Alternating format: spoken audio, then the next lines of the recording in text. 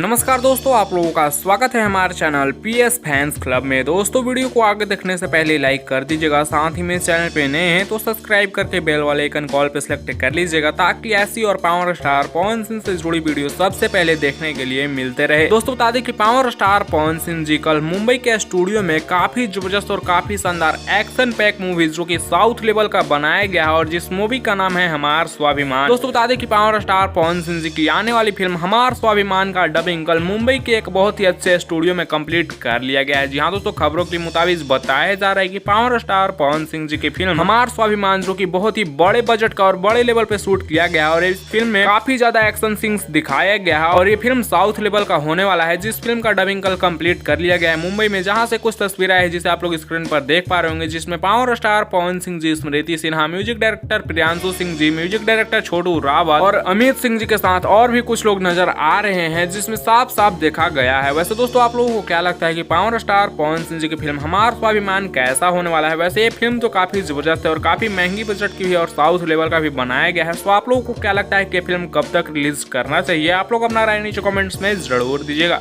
वैसे दोस्तों इस वीडियो में बस इतना ही। वीडियो पसंद आया होगा तो लाइक शेयर सब्सक्राइब जरूर करिएगा। मिलते हैं जल्दी नेक्स्ट वीडियो में नए अपडेट के साथ। टेक केयर, बाय बाय, जय हिंद। ऐसी और पावर स्टार पवन सिंह से जुड़ी लेटेस्ट वीडियो के लिए आप हमारे चैनल पीएस फैंस क्लब के साथ जुड़ जाइएगा।